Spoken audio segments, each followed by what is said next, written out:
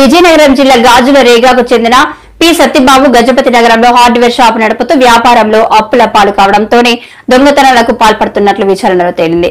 నిందితుడి వద్ద నుండి 14.5 తులాల బంగారం, 80,000 రూపాయల నగదు స్వాధీనం చేసుకున్నామని పోలీసులు వెల్లడించారు.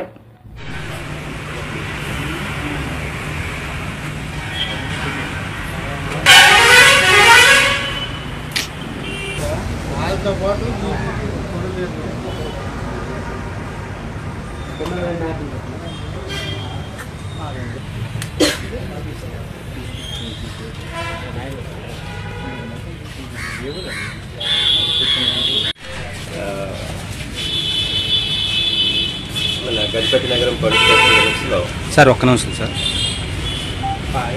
లిమిట్స్లో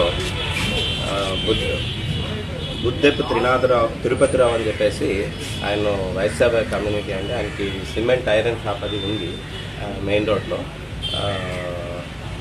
షాప్ ఉంది, తర్వాత గొడౌన్ ఉంది. గొడౌన్ పైన ఆయన హౌస్ రెసిడెన్స్లో ఉంటారు. ఆయన భార్యతోటేమో పూరి వెళ్ళారు తీర్థయాత్రలకు అని చెప్పేసి 7వ తేదీన బయలుదేరారు. ఇంటి దగ్గర అవి బిజినెస్ అది చూసుకోమని ఆయన తరఫున మోహన్ గారికి కీస్ ఇవ్వడం జరిగింది. ఆయనేమో ఈ వ్యాపారం అది చూస్తూ వెళ్తున్నారు. అయితే 7వ తేదీ నైట్ ఆయన పడుకున్నారు. 8వ తేదీ మార్నింగ్ ఆయన లెగిచి తాళాలు వేసుకొని వెళ్తారు. మళ్ళీ 8వ తేదీ నైట్ వచ్చి చూసుకునేసరికి ఆ డోర్స్ అవి బ్రేక్ అయి ఉన్నాయి.